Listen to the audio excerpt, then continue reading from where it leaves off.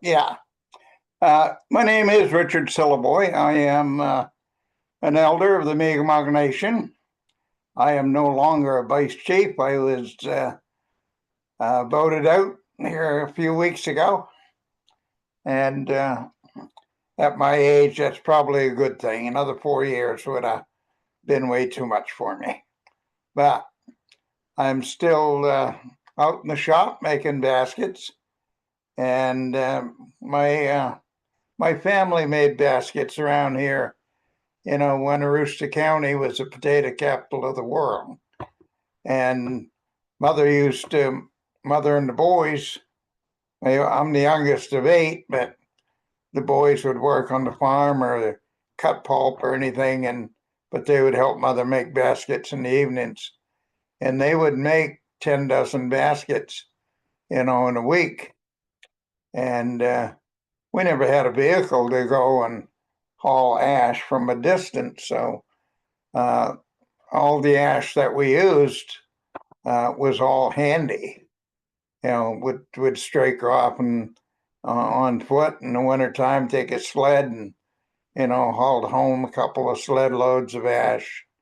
And my oldest brother didn't work out too much. He usually helped mother make baskets full time. And I learned from participation as a child until I was 13. Then when I moved out of the house, I said I'll never make another basket. But when I was about 40 or a little less, I was working for the tribe and I was buying and selling baskets from the basket makers. And I would get orders that I couldn't fill. So I went out and surveyed the community, all the basket makers, Micmac basket makers, and I would see what's going on with, why I couldn't fill the orders that I was getting. And it turned out that there was only a couple of families that could go out and get their own wood, and the rest of the basket makers were buying the splints and making small fancy baskets. So at that point in time, I told myself that that I knew how to do that, and that that I was going to put my own basket on the table. And so I started making baskets, and I tell you, the first few that I made did not look as what I expected. There was a disconnect from the brain to the hand, and although I knew what I wanted that basket to look like, it didn't come out that way. But since then, I've worked really hard to perfect the basket that I was making. I wanted it to look good when I put it on the table and put it up for sale. And one thing I did want to say is that I have poor connection to the internet here, and I lost connection twice while Eric was speaking. So, I'll probably lose connection here. And hopefully you guys can hear me even if I lose connection, but I can't hear anybody else. Yeah. So when I started making baskets when I was about 40, and I've been making baskets ever since. I've done a lot of orders, a lot of workshops. I had probably 20, 25 apprenticed over the many years, and only a few of my apprentices are actually basket makers today. A lot of them just wanted to make a basket and put it on their shelf and call themselves a basket maker. Uh, my tribe don't have too many basket makers that does it full time. There might be three of us, in the county.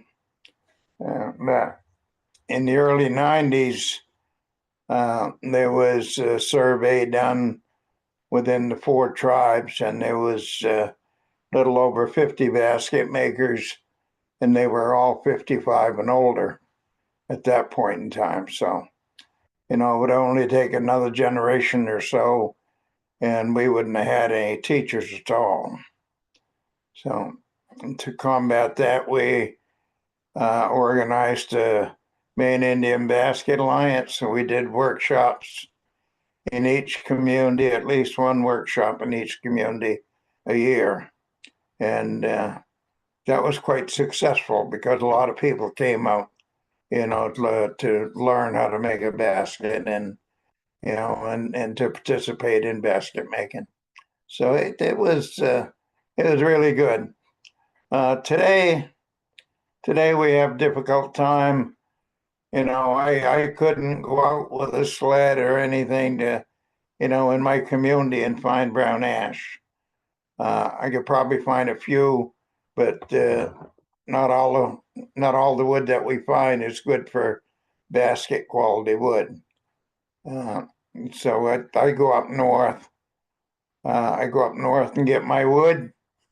And the thing is, the emerald ash borers moved in, and they have quarantined the area where I was getting my wood. I did get a permit from the state to move it from the quarantine area into my place, and but I haven't had the opportunity to do that.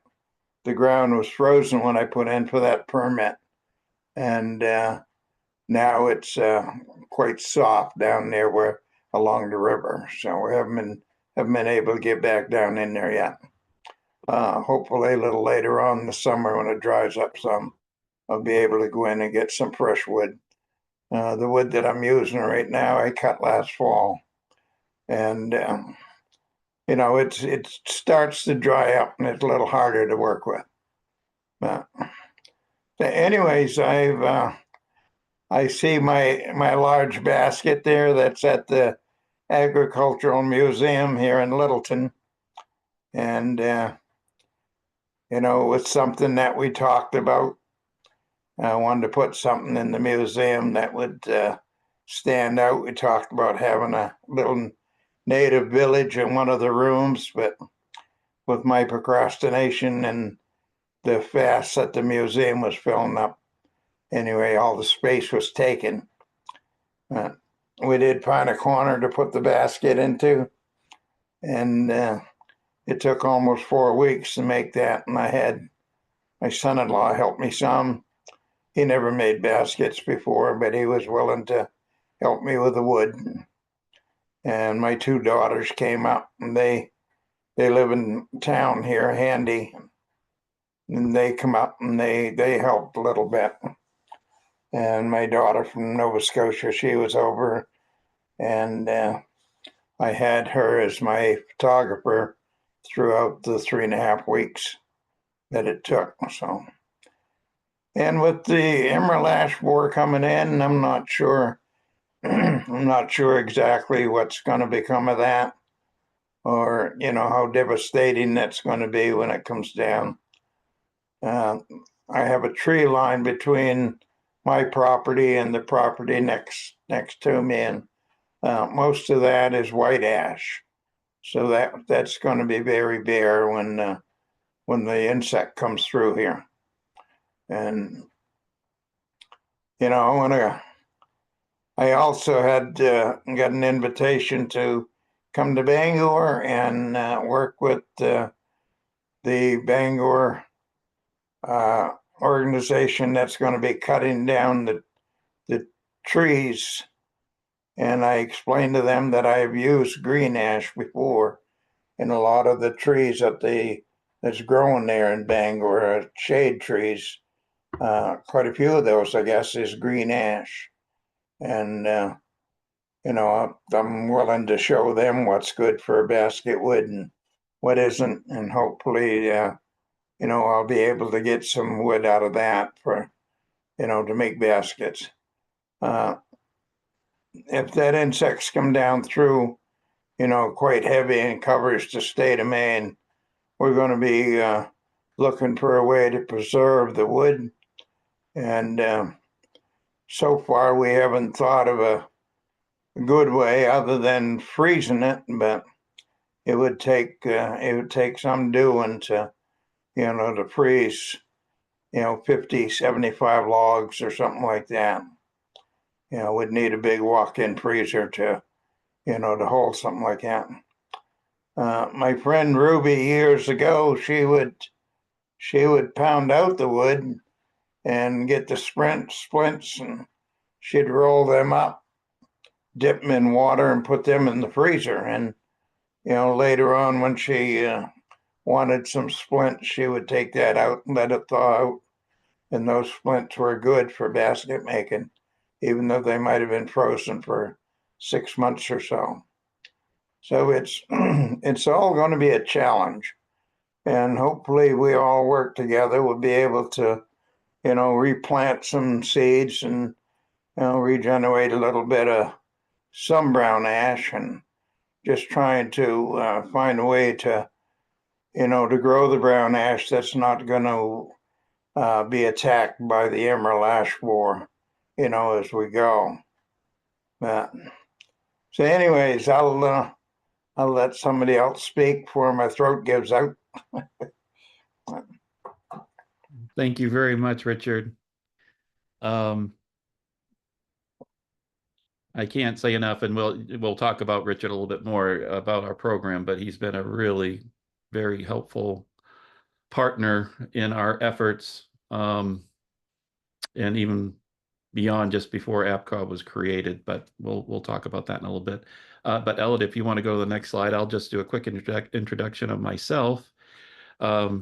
Again, John Daigle, and not like unlike a lot of tribal members here in Maine, there's basket history, and my grandparents were basket makers, and I just happened to take a few photos. I had gotten a brand new 35 millimeter camera I was so proud of back in the late 70s and early 80s, and started taking some pictures.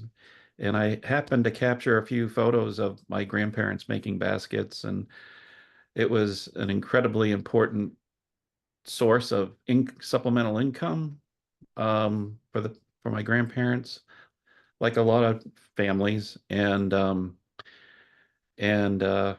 just learned so much from them about the importance of not just baskets, but other things that we would do, from hunting and fishing and so much. And it really garnered my interest in the career that I took, becoming a park ranger and then becoming a professor teaching those things at the University of Maine. But again, I often think of them, and I don't know, you can't really quite see it, but I still have my grandfather's pack basket that he made, and I actually made this basket with them again back in the early 80s.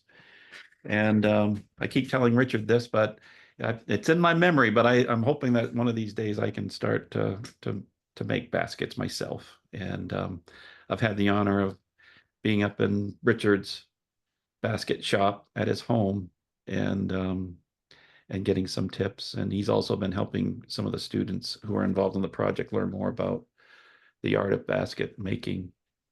So next slide, Ella. So again, the cultural significance has really, really been a driver for the work that we do. The family history, the places that are special to us often are places that have brown ash. And there's so much that goes into aspects of making a basket, from finding good, like Richard talked about, finding trees that are good basket quality trees. What are the characteristics of that? Processing that tree and making utility baskets to fancy baskets. And again, some basket makers will tell you the tree tells you what that basket is going to be, whether it's a utility basket or a fancy basket. It kind of tells you as you work with that tree. So that cultural significance is a real driver to the work that we do. Next slide. And in particular, the brown ash, we have 3 native species of ash in Maine. We have white, Richard talked about green, and brown. And a brown ash is the tree that's used for making most of the baskets, but you can use some parts of the other ash for certain pieces of the basket. But the brown ash is the key tree um, that's so important for making baskets. Next slide. And I don't know. I think one of the things that's really important as part of this, the process that we've been going through over the past few years, and that will continue to be very important as we move forward, is collaboration with a lot of different partners. And one of the things that was really fortunate for me, my grandparents were basket makers, and some folks from the Maine Indian basket makers had reached out when they heard about this emerald ash borer that was killing trees in Michigan. Basket makers in Michigan contacted the basket makers in Maine. And so they asked if, well, what can you tell us more? Can you find out more information? When is it going to be coming to the state of Maine? And this was back in the early 2000s where we started to have these initial conversations. And that's where we started to work together. Some of the early collaborations, and Richard was part of this, before even the introduction of EAB to the United States. Richard was involved with the concerns about the health of brown ash. And there was a brown ash uh, um, task force that was created that involved the Maine Forest Service, the University of Maine, and harvesters, basket makers, to kind of look at reasons why we might see declines in ash health. And it was really pivotal because that brown ash task force was already created that I could reestablish again very quickly. And so Richard, who was part of that early work, became involved in some of our early work and the Maine Forest Service and some of the early partners to really try to understand aspects of this emerald ash borer. And some of the earliest meetings that we did were, again, back in the early 2000s to try to learn more about it was Richard actually went to Michigan along with a few other basket tree harvesters to learn about what it looks like, the emerald ash borer and the devastation that it causes.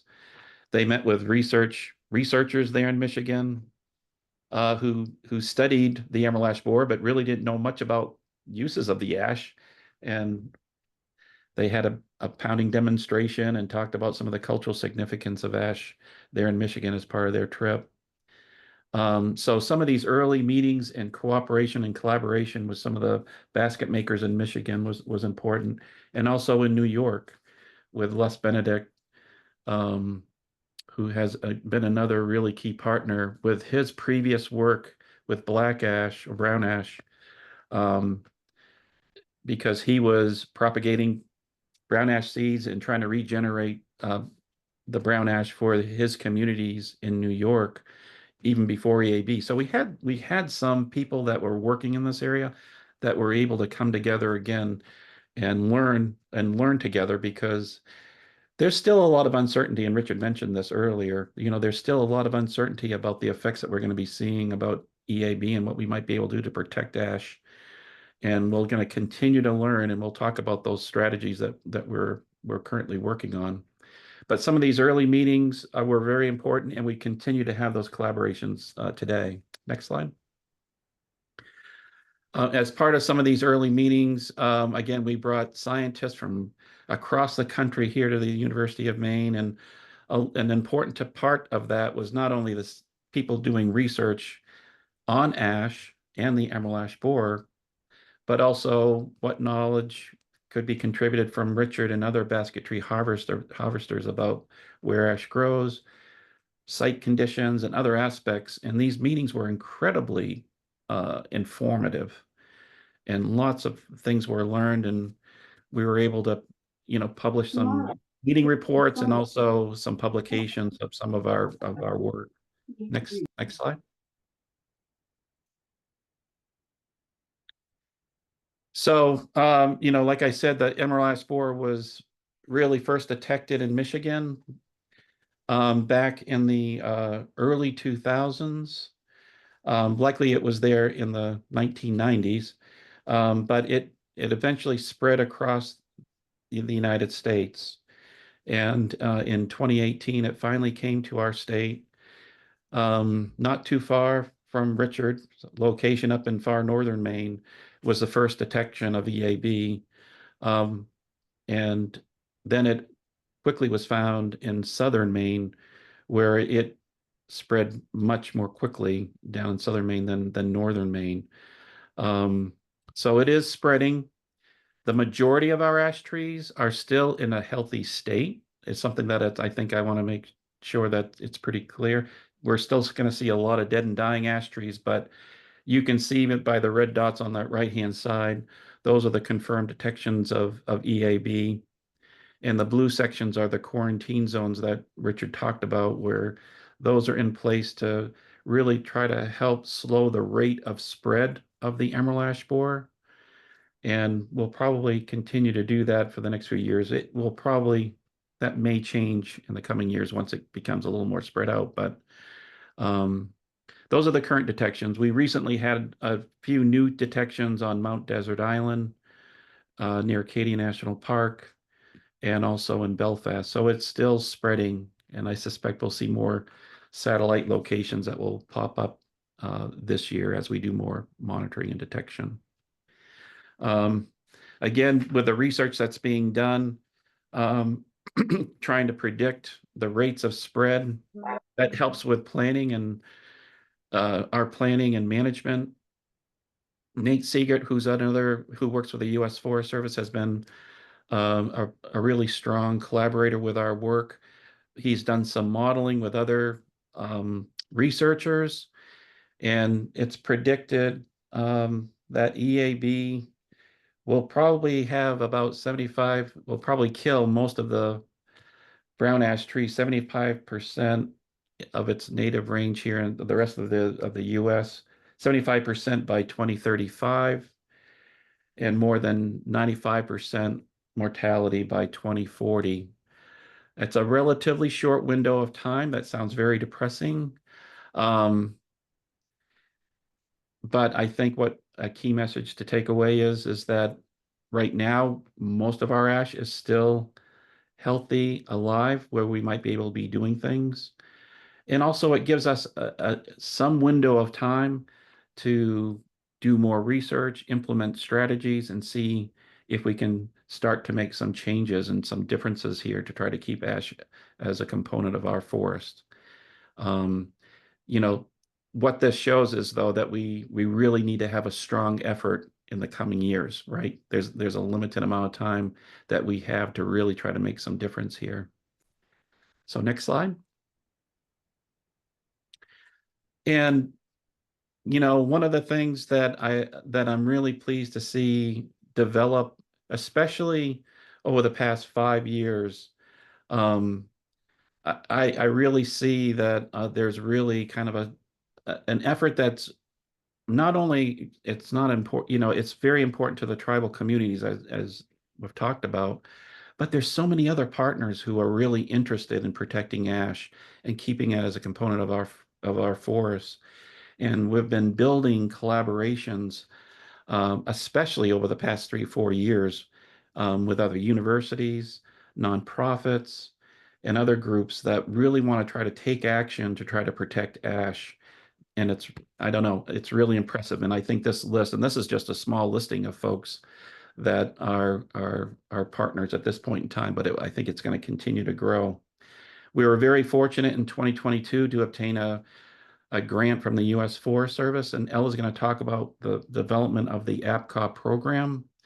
But as a requirement of that grant, which I want to emphasize, it was a 50-50 matching grant. We had to come up with a match with what they were going to support us with. And we had many people step up to the plate and make that happen. And so we had the Wild Seed Project in Maine help us financially and with volunteer time. We had the Nature Conservancy of Maine also contribute, which was very important. And we had 27 land trusts that documented or would be willing to give their volunteer time that we could count in as a dollar match conversion to make that grant happen. And I'm just so pleased with all the things that we've been able to do as part of the grant that you'll learn about. But it really has taken the partners in collaboration um, to make the grant work, but then also to implement some of our strategies. So with that, I'm going to let Ella take over and kind of talk about the ash protection collaboration across Wabanakik. And Ella, your turn. Thanks, John, and thanks, Richard. It's really an honor to be a part of this lab, the ash protection collaboration across Wabanakik, and continue this great work that Richard and John and others have been doing since the 90s. And so when we got this most recent funding, we decided that we wanted to come up with a name because our intention was to become more public facing and to widen the number of partners and people who are engaged in this work, recognizing that emerald ash borer doesn't see private property lines, so it's likely going to spread everywhere. It's not going to stay on either conserved land or public land. It's going to spread everywhere in a very short amount of time. So, and we can't just work with specific groups. We really have to work with everybody if we're going to create a future for brown ash and these cultural practices on the landscape. So together we came up with a name. We went through a consultation process, and actually our name used to be spelled slightly differently when we first started this effort three years ago with a B. But then we've been in consultation with language keepers recently and respelled our name to the Passamaquoddy Maliseet English spelling of the name. And again, there's no right or wrong way of spelling this word, which I'll talk a little bit about in a moment. But it refers to the land of the people of the dawn, and English is conveying Wabanaki languages in written English is relatively new. So there are many different spellings of this. So we were really grateful to be in conversation with members of the community when we came up with our name.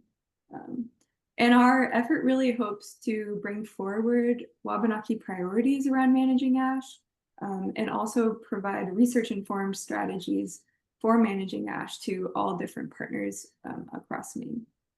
And also provide platforms for Wabanaki community members to speak to the public about why this issue is important to them.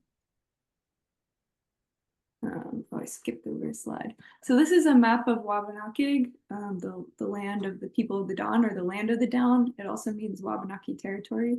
And as many of you probably know, there are 4 federally recognized tribes in Maine: the Penobscot Nation, Passamaquoddy tribe, which is 2 communities in Pleasant Point, and also Indian Township, Holton Band of Maliseet, and the Mi'kmaq Nation. And this territory spans up across international borders into parts of Nova Scotia and Quebec. And our effort really hopes to energize and engage with partners across this entire region instead of just limiting ourselves to the state of Maine. We've actually benefited hugely from being able to collaborate with communities over in Canada. We've been able to connect with basket makers in Odanak and share knowledge. I think there's a few trips planned this upcoming year. And then we've also been able to connect with entities like the National Native Seed Center, which has really helped us understand different strategies for mobilizing communities to do seed collection. So we've definitely become more stronger by moving internationally as a lab. So one of the first things that we did was co-create a website through a collaborative process. Our intention with this website was really to complement pre-existing sources of information. So Maine Forest Service has a really great website about emerald ash borer. If you haven't checked it out, I highly recommend it. There's also a website called EAB Info, which is mostly based in the Midwest. But we wanted to create a Maine-specific website that could also provide resources that were created by Wabanaki people about the cultural importance of brown ash. So we have a resource library on there, and then we also created some detailed tools to guide people in how to do inventory. One of our lab members, Tyler Everett, who's a PhD candidate, created an ash inventory field manual, which you can access on our website. And a former PhD student, Emily Francis, created a detailed guide for how to do seed collection. So all of those things are available on our website, as well as some current events that are coming up through APCAW. And then also in 2023, we did a 10-part learning series for members of the public, private landowners, land trust members. And we kicked off with the cultural importance of brown ash panel, which included Richard and other basket makers speaking and telling stories about brown ash. Then we did some ash inventory trainings led by Tyler Everett. We also had a webinar about some current genetic research around ash, which you can actually find on our YouTube, which is our knowledge about ash genetics is continuously evolving, and we hope to offer more programs about that in the future. But this past program is available on our YouTube still.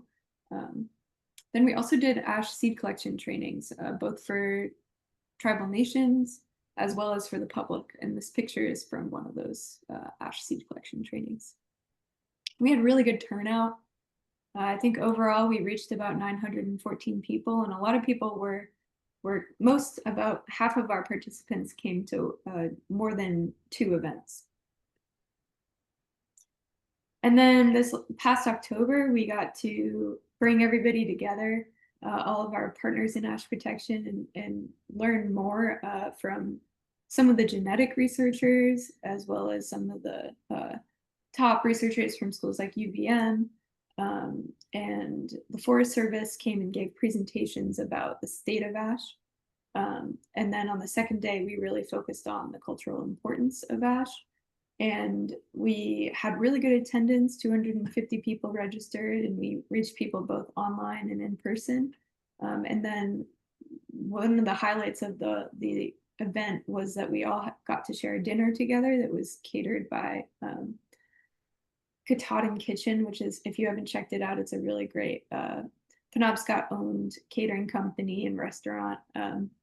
And we also did a bartering session. So people brought items that they had made, and we all got to get to know each other through our crafts and introduce each other through our crafts, which is really great for relationship building and collaboration building, which is a really key component of this work and will make us successful moving forward. And so we're hoping to continue the momentum that was started in 2023 with more programs. At Colby College in July, we're going to have an action for Ash Day. We've been working with the Gulf of Maine Research Institute and Maine Forest Service to create a citizen science data collection platform so that anybody on any land, whether it's privately owned or in conservation easement or it's publicly owned, can contribute data about ash trees that really help us with monitoring, as well as cultural access needs and seed collection needs. And then we're also on this day, we're going to learn more about lingering ash monitoring plots. And lingering ash is ash that survives longer than other ash that's around it after a long-term EAB infestation. So most parts of Maine we're not totally ready to see which ash are lingering ash because emerald ash borer infestation has not been here for long enough. But we are doing this training in the hopes that we'll prepare land stewards or private landowners to set up these long-term monitoring plots, because we're going to be seeing tree mortality in the next 10 years. And if we can find those trees that survive a little bit longer than the others, that could really provide some great foundation for breeding programs, which could potentially create slightly more resistant ash in the future. And then also, we're hoping that it's going to be a good seed collection year this year. That we've seen female flowers in a bunch of different spots around Maine, and some male flowering. And we're hoping to coordinate volunteers from across the region to collect seed. There are a lot of local partners, like John mentioned, the land trusts who signed up to be a part of this effort. who are organizing events in their local areas to collect seed. There's been a few events this past few months for going out and scoping for flowers to plan for seed collection in the fall. And we encourage a lot more local events. So if you know of an ash stand near you and want to coordinate volunteers in your area, reach out to us and we could get some really exciting work done through this effort. And so we post all of our events on our events page. Often they're not coordinated by us. So you might be able to find some in your local area because we are based in Orono. And now I'm going to just talk a little bit about some of the ash protection strategies that we focus on through APCAW and recommend through APCAW. I spoke a little bit about this, but it's really important to continue monitoring for emerald ash borer for the purpose of looking for lingering ash, but also to just see the status of infestation as dead ash trees can pose safety risks. And we also are just learning together about what seeding patterns look like when ash trees are infested with emerald ash borer. And we're trying to keep our quarantines updated as well. So part of this project with Gulf of Maine Research Institute and the Ecosystem Investigative Network is submitting data about the status of emerald ash borer. But another part of that is scoping for female trees and that could potentially help us find sites for seed collection in the future. And then also for basket quality brown ash or brown ash in general. So through this citizen science platform, we're not posting the locations of brown ash that's been identified publicly, but storing that privately in an encrypted database. And we're hoping to build relationships and set up connections with tribal nations' natural resources departments who will be able to receive data about brown ash and then potentially direct basket makers who are parts of their community to cultural access opportunities. And so this project was first piloted with students. This is a picture of a student in, I believe, middle school collecting data about brown ash back around Halloween. But we're hoping to expand it also to involve land trusts and private landowners. And the website is here if you want to check it out. They have data sheets and detailed instructions for how to submit data through this project. Another ash protection strategy that we're really keen on, and I mentioned this a bunch already, is seed collection. So why is it important to collect ash seed? The first reason is just for safekeeping in seed banks. White ash and green ash have a plethora of collections, but brown ash does not have a lot of collections across the US, at least. In Canada, it's very well collected, but not here. So there are several deep storage locations where seed is stored in a deep freeze, and under those conditions, it can stay viable for up to 20 years. Those locations are in either Iowa or Colorado, and there are specific kind of collection requirements for each of those places, which are available on our website. But if you're interested in sharing seed more locally, the University of Maine and the APCAW lab specifically has a seed storage location, and we hold brown ash seed for tribal nation needs. For example, we're working closely with Passamaquoddy through the creation of a Passamaquoddy ash nursery, where they're going to start growing ash for community. And a lot of the seed that is collected will be grown out through there. We're also hoping to do some genetic research ourselves, or just hold the seed as necessary and as requested by either research projects or tribal nation community members. Another piece of this is that there's been a lot of ash tree genetic research in the Midwest on genetic stock from the Midwest. And they've seen that there is some potential resistance when semi-resistant trees that are found in wild places are bred together.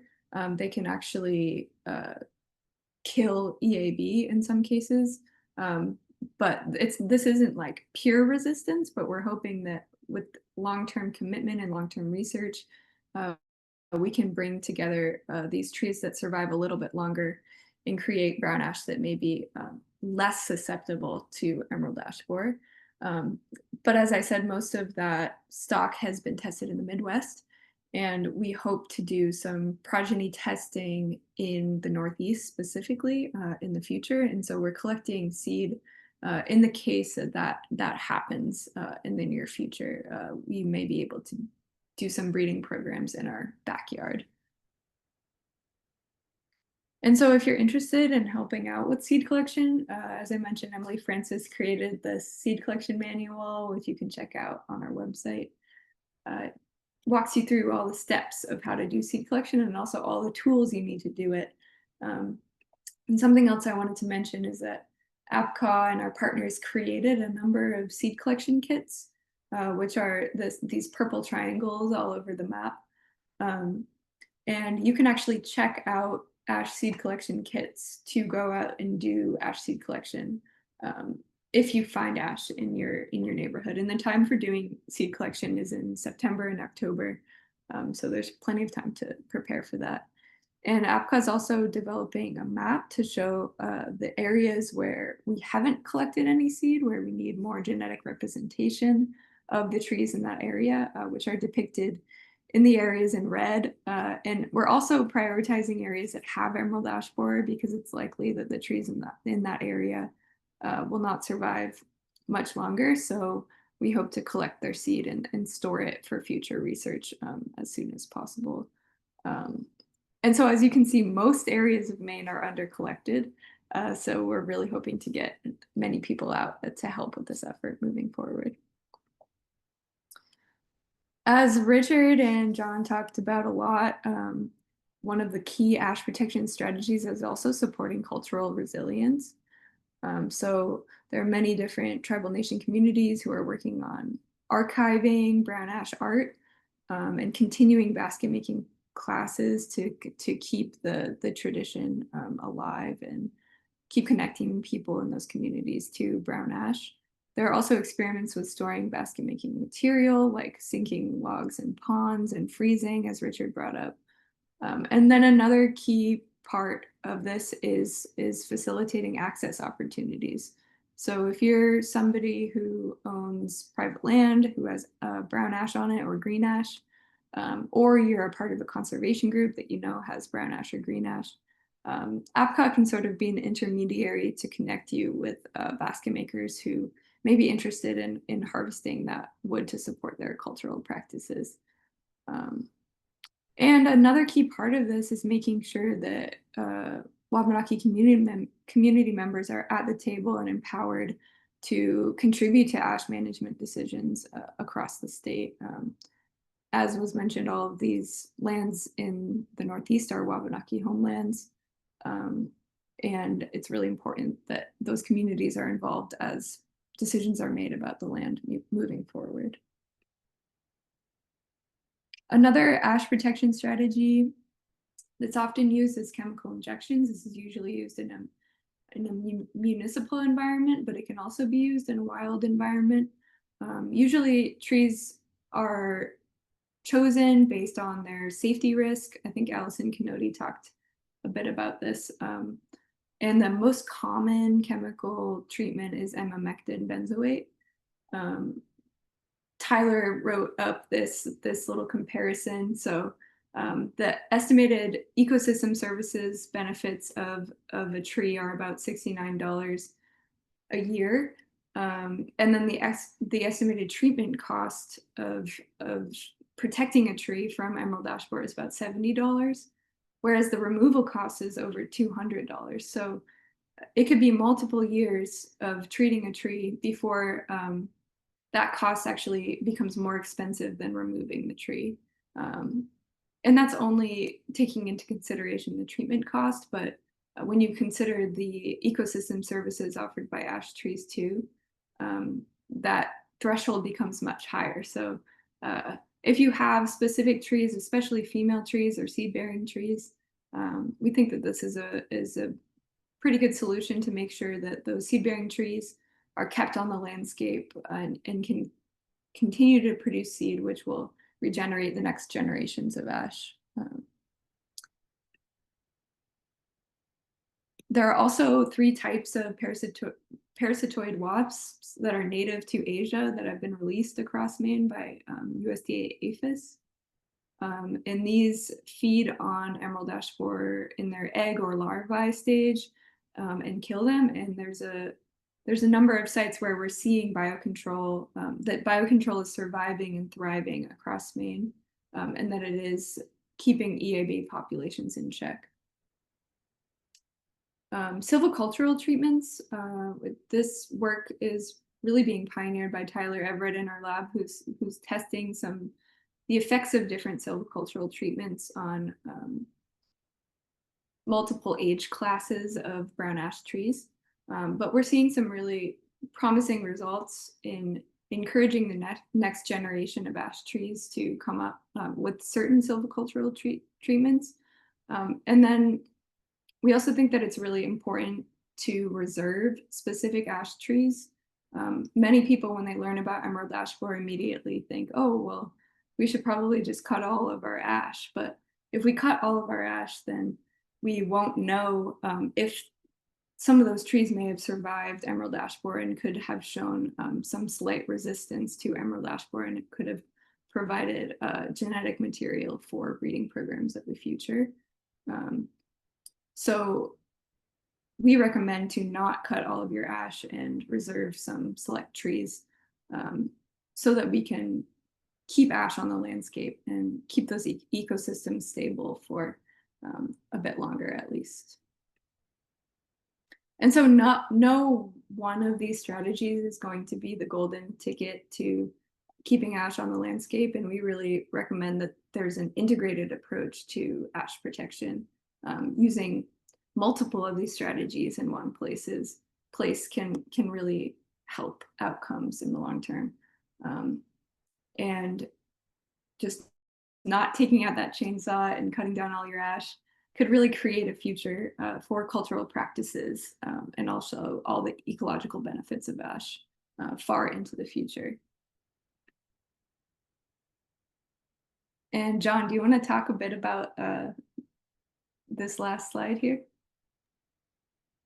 Oh, sure. Yeah, I just let you know that Richard, who you see in the bottom part of this photo, texted me. I guess there's some thunderstorms and he's in and out with power, so I'm not sure if he's on the call now or not, but I don't know. This is a poster that was created up, by the Maine Indian Basket Makers Alliance back in the 1990s, and you can kind of see Richard Syllaboy there looking at some brown ash and again the health of brown ash. And I just show that just because of the commitment of people like Richard who has such a vested interest in brown ash and who has been working with others for so many years.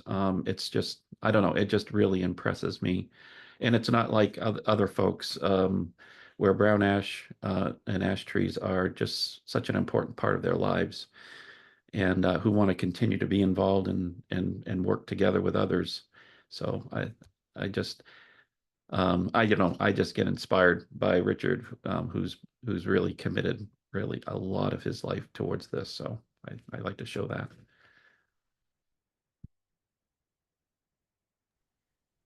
Great. I think that concludes our presentation. I'm not sure that we have time for questions, but if there are any questions, we're happy to take them, even if Richard is no longer with us. Sounds like he bumped off. Yeah. I just want to mention too, what's also kind of exciting this year related to one of the slides that Ella was showing in terms of the integrated strategies that are being developed. This year, we're also working with the Maine Forest Service, other collaborators.